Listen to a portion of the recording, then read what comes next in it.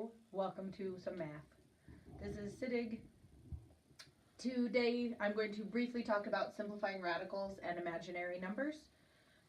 So radicals are roots. I don't know which is most popular and which is least popular. The symbol that goes with it looks like that. There's an index here. The index defaults, if it's not a number there, it defaults to 2. That's the square root. Students generally are very used to that. The idea of the square root of 25, you could have plus and minus 5. Where people run into radical problems, where people run into problems with radicals is when they get a number in a root that is not rootable. Oh, sorry, I lost all my erasers. And so where the 25 is really nice, there are numbers that are not rootable. So what you do is you have to reduce them. And the way to do that, and we'll start with square root because I think it's kind of the most straightforward, is you think of a number, well, or you get a number, or you solve a number. You could do this just in a class. You could also have it, like you could solve it in the quadratic formula. So say you had something like the square root of 27. 27 is not a perfect square, so the way that you could still reduce that is by taking and factoring the 27. 2 doesn't go into 27. I believe 3 and 9 go into 27. 4 doesn't go in, 5 doesn't go in, 6 doesn't go in, 7 doesn't go in, 8 doesn't go in. So then what you look for is you look for your largest perfect square. In this case, my largest perfect square is that 9. And then there's a rule, a radical rule, that says if you have a radical, you're allowed to take that number and break it into its factors. So I'm going to turn this 27 into 9 times 3. You can put the 3 in front, it doesn't matter. I like to put the perfect square in front so that when you reduce it, you can kind of see why you put it in the order you do. Then there's a rule that says once you break it into the factors, you're allowed to actually break the radical up. Or if you have 2 radicals, you're allowed to smoosh them back together. But so what I can do then is I can take the square root of 9 and the square root of 3, and then you take the roots. Okay, so here the square root of 9 is 3. You can't square root 3, so it's stuck in the symbol. So the reduction of root 27, the simplification of it, would be 3 root 3. Okay, you can do that with any number. It won't work if the number is a prime number that's not a perfect square. So like 11, you would just leave in the symbol. 14 is not a prime number, but there aren't any perfect squares in 14. So there are some numbers that won't reduce. What happens though if you have negatives is then you end up in the imaginary number system. Now, I personally find it frustrating when they call imaginary, like the fact that they call them imaginary numbers, because like I tell my students, all numbers are technically imaginary. Like, what happened was we all got together and said, hey, there are these laws that seem to be flowing true through all the world and through science and nature and all that, and let's agree that this is 5, right? So until we all agreed that this was 5, like, this was nothing. This was just your hand. And the idea that my 5 is the same as your 5 had to be decided on, right? So it was that, you know, even if I say 5 in English and you say 5 in German or in whatever language you mean, that we still mean the same amount of objects.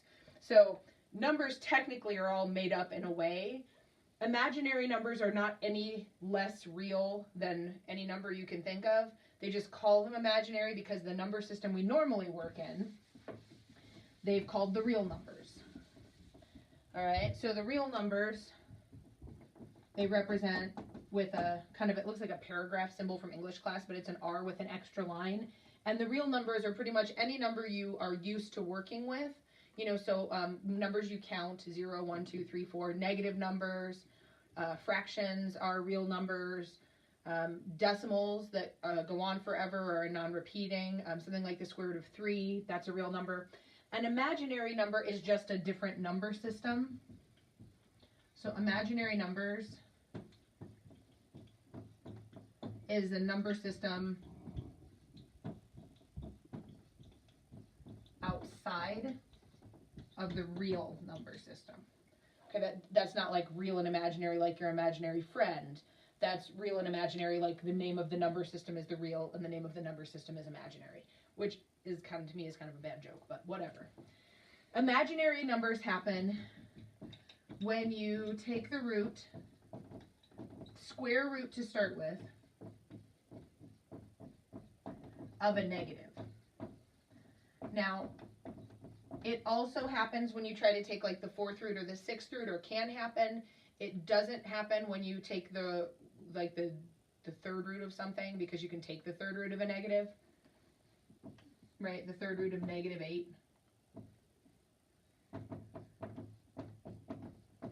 You're allowed to get that because negative times negative times negative makes a negative.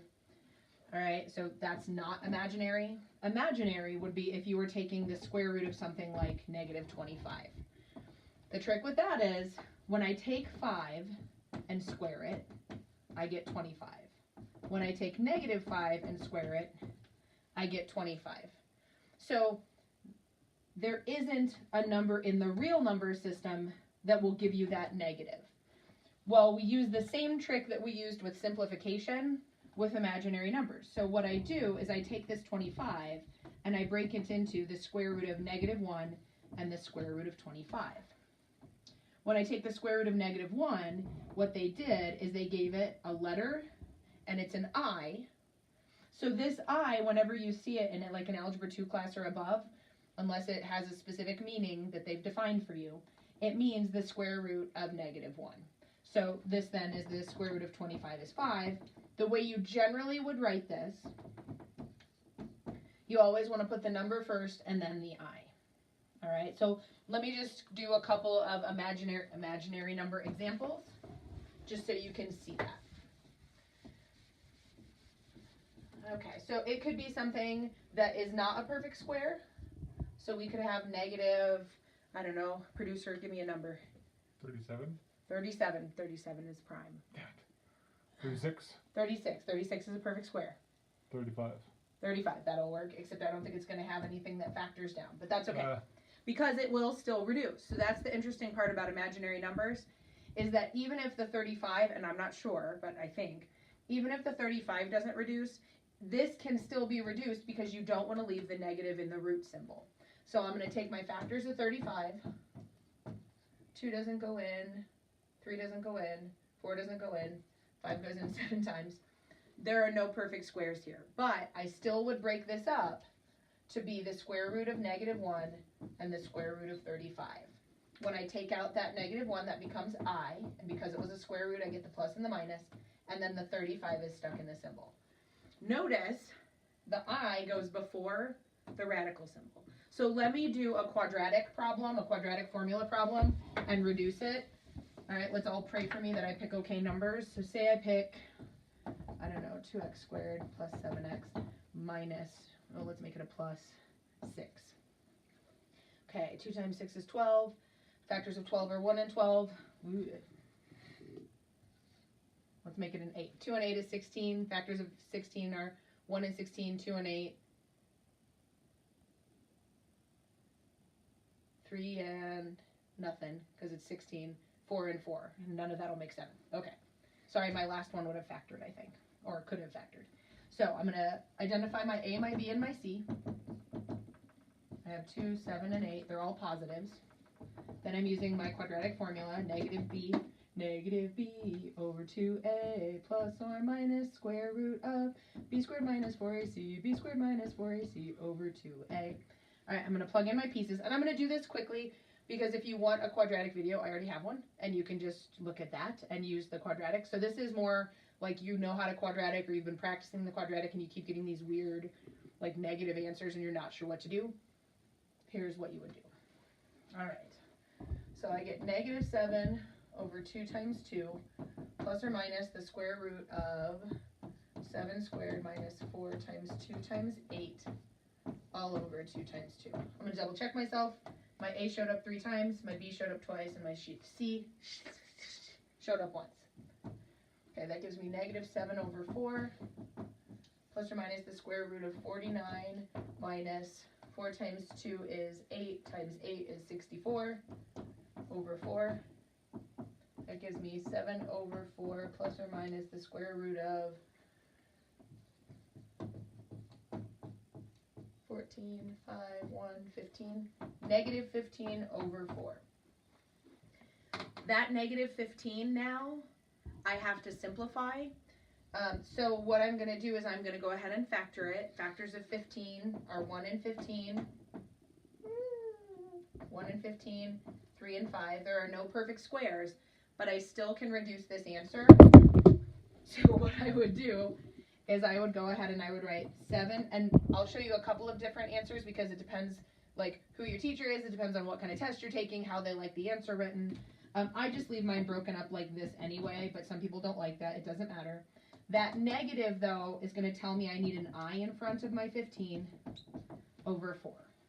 And that would be a perfectly legitimate answer. Or if you have a teacher that shows it combined, which is totally a fine way to do it, it's just not the way I do it, but it's still okay, you might have 7 plus or minus I root 15 over 4.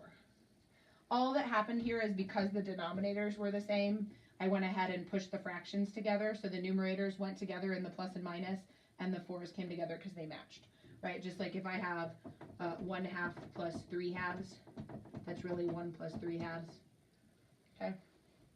So imaginary really are not that challenging, hopefully. They're going to show up when you have a negative in your radical, and so what that tells you is just every single time you see a negative in your radical, as long as it's a square root or a fourth root, or a sixth root, an even root, you're just going to pull out the I. Sometimes it will reduce directly, which we saw. So like earlier, my producer said 36.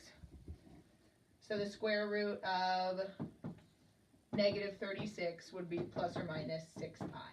That tells every person that sees this answer that this was a square root, that the plus and the minus just means it was probably a square or a fourth because I had to take into account both signs, and that the I tells me that it was originally negative within the symbol.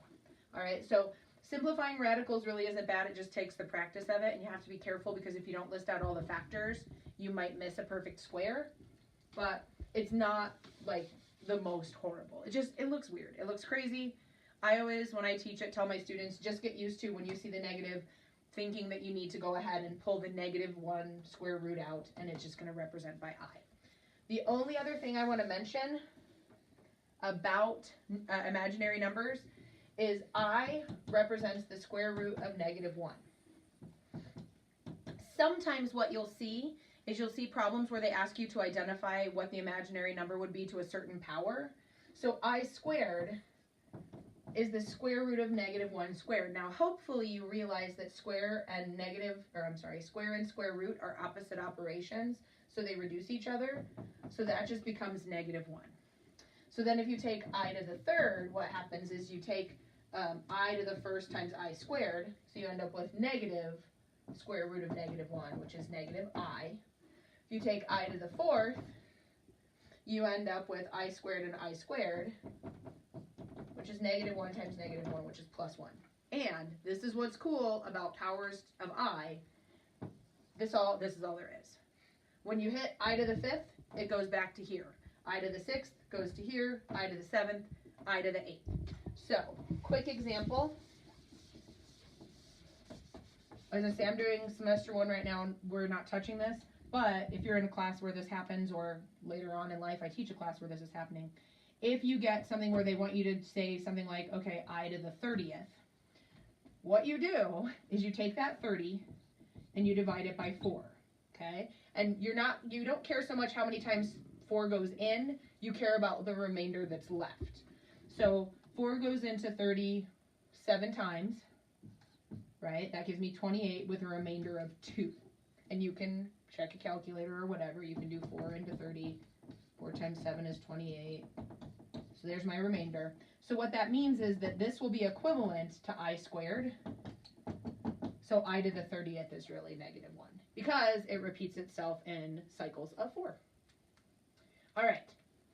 That was a very quick, maybe it wasn't, it felt very quick.